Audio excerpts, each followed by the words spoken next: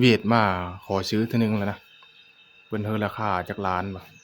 เดี๋ยวเก็บไว้เนาะเก็บไว้อันให้ลูกให้หลานเบิ่งนะ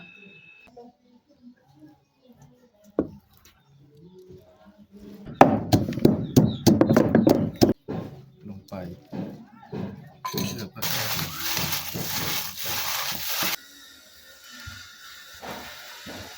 อม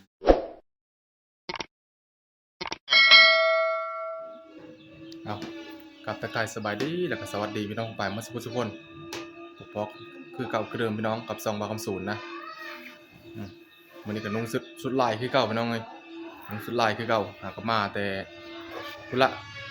มาแต่โซนนะมาแต่เฮ็ดโหออมเทงพี่น้อง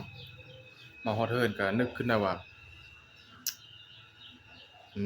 อยากถ่ายคลิปนะพี่น้องเพราะว่ามีอันบางสิ่งบางอย่างที่บางคำศูนย์อยากให้ FC ได้เบิ่งนะอยากให้ FC ได้เบิ่งแล้วก็อยากให้พี่น้องได้ชมว่าอันของที่บางคำศูนย์อยากให้เบิ่งนี่มันแม่นหยังมันเป็นชิ้นส่วนของอันเอิ้นว่าของสัตว์ป่าพี่น้องของสัตว์ป่าที่ว่าปัจจุบันนี้น่ะมันหาเบิ่งได้ยากแล้วนะมันแทบสิบ่เห็นเลยอยู่ในดงในป่านะถ้าใหญ่ขนาดนี้นะเป็นคือกวางพี่น้องกวาง บางศูนย์มีอยู่เพิ่นบางศูนย์มีข้าวกวางใหญ่ใหญ่อายุก็อันเพิ่นเก็บมาได้นี่ก็ตั้งแต่พุ่นละพี่น้องเอ้ยของนายพรานเก่านะนายพรานเก่าตั้งแต่รุ่นของปู่พุ่นละจักเซนเนี่ยบ่กับศูนย์เกิดมาก็เห็นเลยข้าวกวางนี่นะอันแต่ก่อนเพิ่นน่ะเป็นพรานเนาะของปู่นะเพิ่นก็ได้มาพี่น้องได้ข้าวกวางตัวนี้มานะมันก็เป็นนั่นเรียกว่าเป็นอนุสรณ์ที่อันรุ่นหลานเฮารุ่นลูกเฮานี่ได้เห็นว่านี่คือข้าวกวางแต่ว่าปัจจุบันนี้มันก็หาเบิ่งได้ยากแล้วพี่น้องเอ้ยนี่ทุกคนข้าวกวางนี่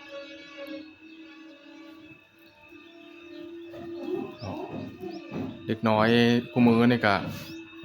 ได้เห็นแต่นี้นะได้เห็นแต่เขามันนี่แหละบัดคุมื้อนี้อยู่หลงอยู่ป่าน่ะหายากแล้วส่ำนี้นะเป็นเขาแบบนี้นะนี่หาเบิ่งได้ยากเลยพี่น้องเอ้ยถ้าเป็นกระโตก็นี่หาเบิ่งยากแล้วส่ำนี้นะเบิ่งอายุเกือบ100ปีพุ่นล่ะมันหักในยอดมันหักนี่ยอดมันหักโอ้เสียดายอยู่เอาตอนนั้นเอาลงมาแล้วมันแต่เก่ามันอยู่เฮินเก่าแล้วเอาลงมาแล้วมันรูดมือมันเลยหักเลยพี่น้องเอ้ยนี่โอ้นี่มีอยู่อัน1 2 3ยอดรวมเป็นพอดีเป็น6ยอดนะนี่ค้ำคูณ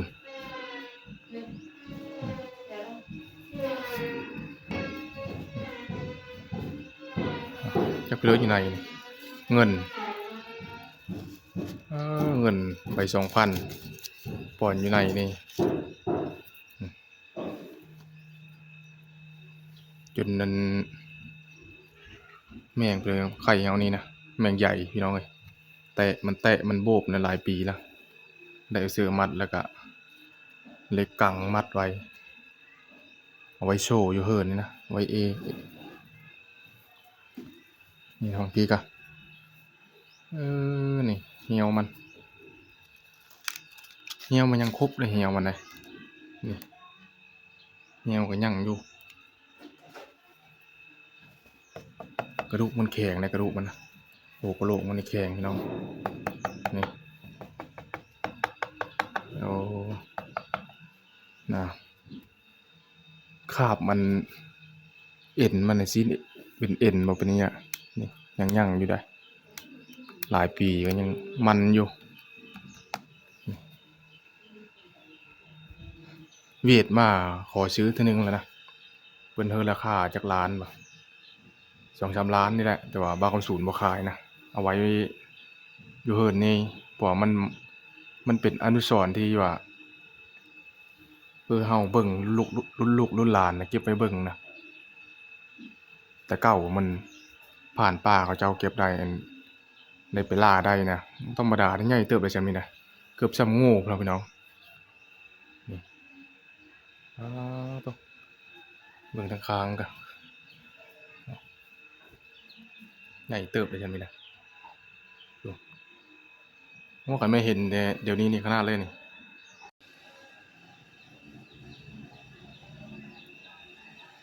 อืมมีอยู่ข้างละ3ยอดนี่ข้างละ3ยอดพี่น้องถ้ามันใหญ่สุดนี่7ยอดนี่ถือว่างามอีหลีอันนี้ก็ถือว่างามสมควรนะส่ำนี้ก็โอเคนะถ้าเป็นนั่น7ยอดหรือ9ยอดนี่ถือว่าเป็นพญาเลยพญากวางราชากวางเลยนะเดี๋ยวเก็บไว้เนาะเก็บไว้อัน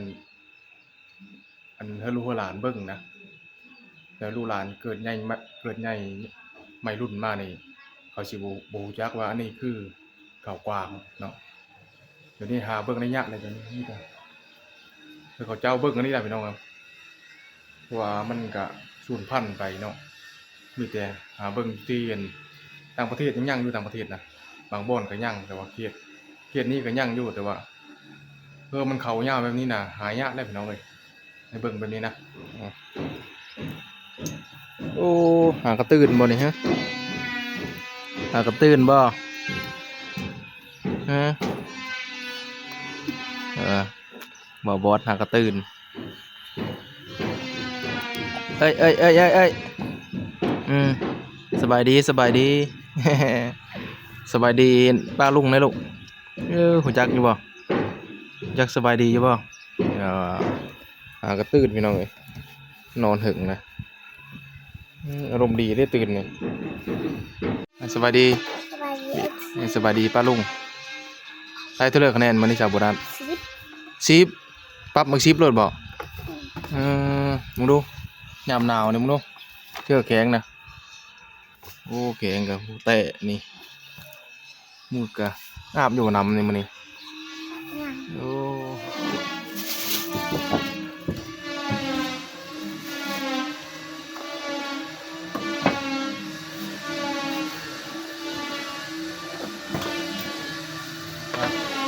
มื้อนี้สิมาเฮ็ดหยังมาทุกคนเลยเฮ็ดชิ้นแห้งก่อนชิ้นควายว่าเป็นชิ้นหมูหวานนี่ล่ะ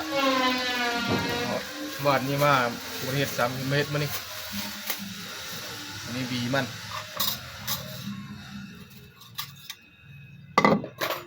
เฮ็ดชิ้นแห้งไว้กินหลายมื้อ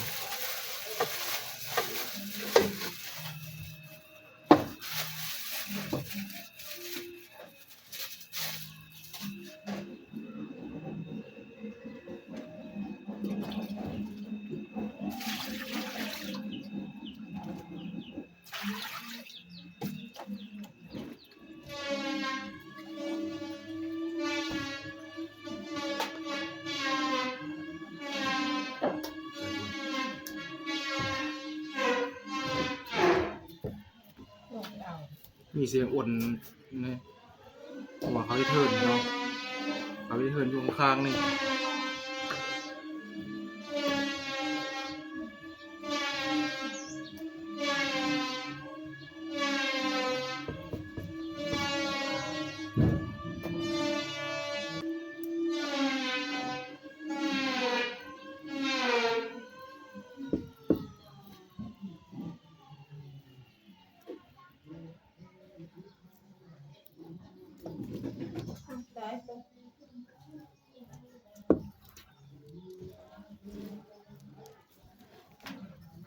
ไปในมีดไหม้นี่คืออยากดุเนาะปาดตลอด มักดูซอยได้มีนใหม่ บอกของสูตรนี่แต่เสื้อไหม้กับมันแต่เสื้อมีอะไรมีดไหม้นี่แต่เนี่ยปาด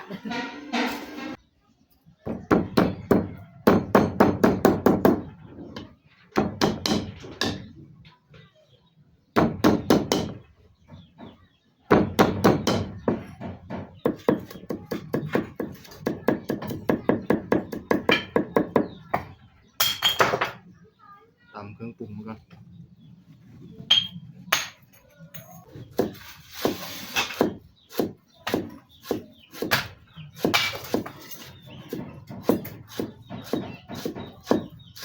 หน้าใหม่ดิจวดลง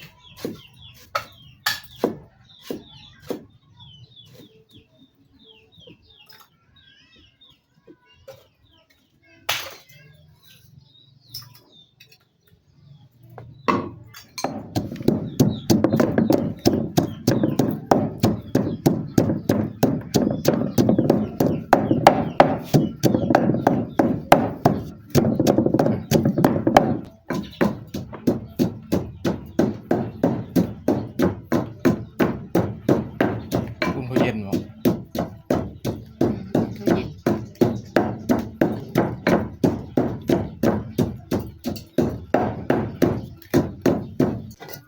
วันนี้ก็ปรุงเลยเรียบร้อยเครื่องหอมเมาก็มีแต่หัวชิเคอร์หัวชิไข่กับกระเทียมนะลงไปเสิร์ฟกระคังน้ำปลาจักหน่อย น้ำตาลใช่ใช่ นี่ก็ได้น้ำตาลลงไปน้ำตาลโคดิเบิร์ตเกลือสูตรนี้สูตรบ่เฮ็ดเข้มนะสำคัญคือผงนัวเฮาเสื้อน้อยเสียบน้อยเสื้อหลายเสียบหลายนี่พอแล้วก็ซอสหอยหน่อย หลายเค็ม คือลายเข้มเลยพี่น้องให้มันนัวหนิดนึงนะพอ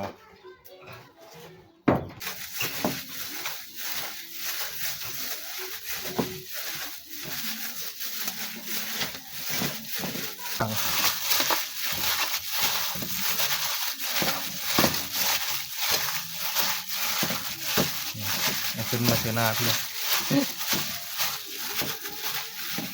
เบิ่งหน้าผู้เฮ็ดนี่เป็นแต่แซ่บอยู่พี่น้อง แซ่บแน่นอนพี่น้องเลย เพื่ออะไรไฟสด เรียบร้อยนี่มีแต่ปลาข้าวซุปก่อนอย่างปีไปนี่เพิ่มเข้าเนื้อเข้าหนังปลาไว้นี่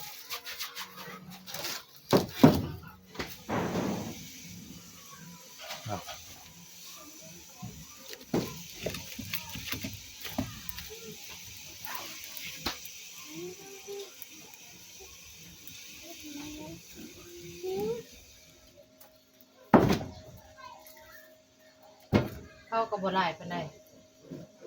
อยู่เพื่อนมี3-4คนกินบ่หลายบ่เฮ็ดเวียกหยังบ่ต้องกินหลายแล้วบ่สู้กินอิ่มแล้วย่าร ถหุ้นทรงนี่ ขนาดรถรุ่นคันบ่รถรุ่นสิซ้ำเด้อเด้บ่สู้ รถหุ้นเพื่อสุขภาพและทรงผมพี่น้อง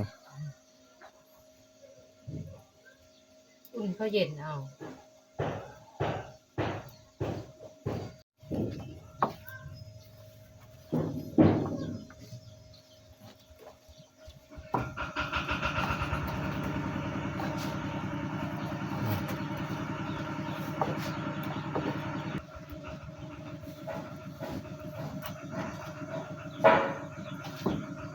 บ่ฮ้อนบ่ มาละ เออ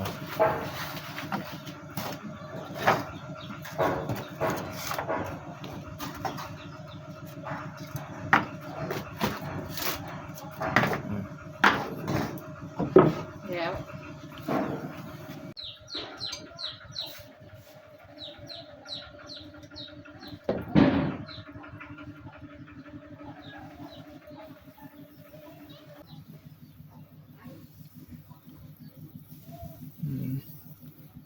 ตอนนี้ใหญ่เลย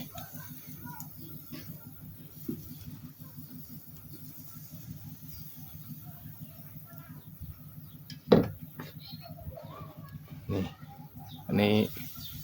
ซีนติดหนังเนี่ยงูอ่อนงูน้อยเอาไปยำคักนะ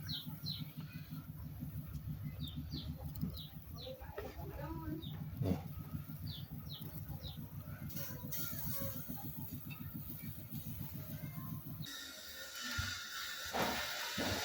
หอมละหอมซอยๆ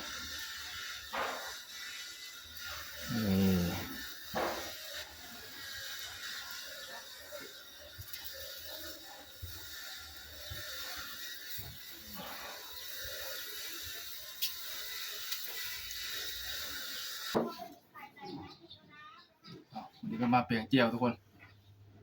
โอ้นี่บีมันว่านี่แบ่งเดียวได้น้อยนึงบีมันนี่ละอันนี้ละมัน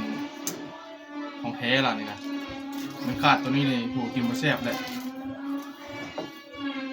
ลงไปหมดเลยผมลำ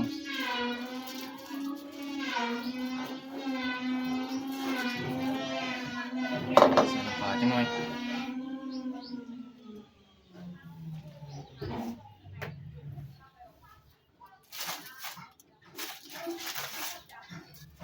พริกนัว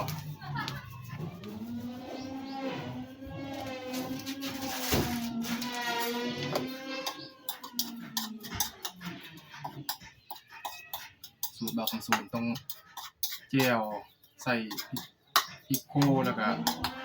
เจียวบีนะนี่นะตัวนู้นเจียวบีพริกกะปิน้ำตก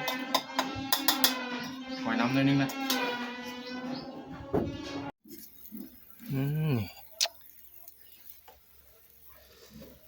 เห็บไอ้หอยพี่น้องเอ้ยสุกแล้วนี่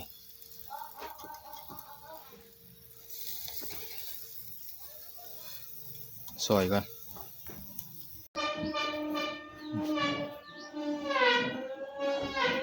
ยิงน้ำตก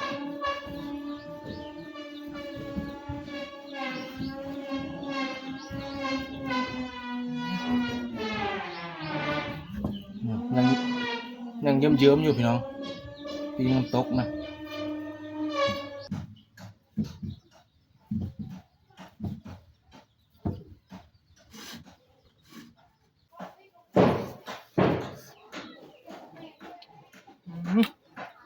จังชื่อแซ่บเรียบร้อยพี่น้องนี่ปีกน้ำตกกับเจียวบีนะ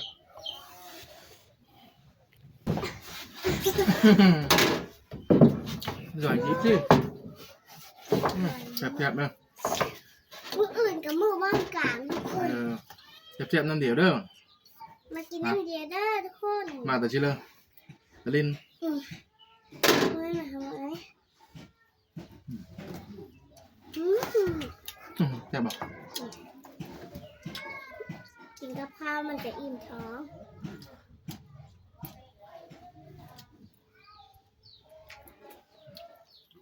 กินกับโอชิเคอร์นำกับข้าวเหนียวข้าว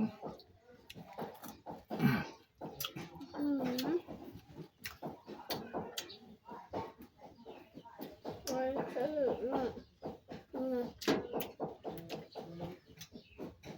งานไม่มากเก่งแก่ค่ะโคมแล้วจ่ายคืน มื่นหมูมือบ้านนะ มื้ออื่นมื้อบ้านไงมาตามกับเอามือนี่ไหม ทำกับมือน้ แม่หวาว ำบอกเลยนะ เอามือยัง มืออื่นกับเป็นสาวนูสิมือยามบ้าน มือบ้าน เพราะว่าบุญนั้นบุญกระตึบบุญวัดกระตึบนะมืออื่นบางสูตรบ้านคำสูตรก็จะได้มือพร้อม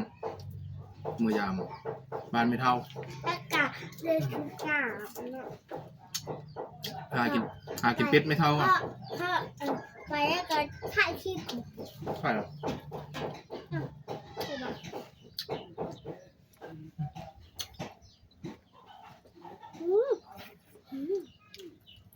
ข้าวมันหอม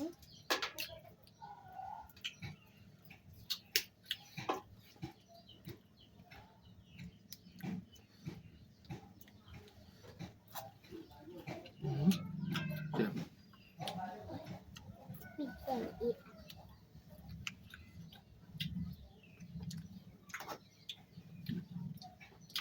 ครับคุยเจียวบีเข้าเดี๋ยว เอามาแรกแบบ ทำเป็นใหญ่แล้ว นี่พอ ทำอะไรคำนี้เนี่ยเก็บปะแล้วมันคือนี่กำลังกินแบบหมูยม จุดปะ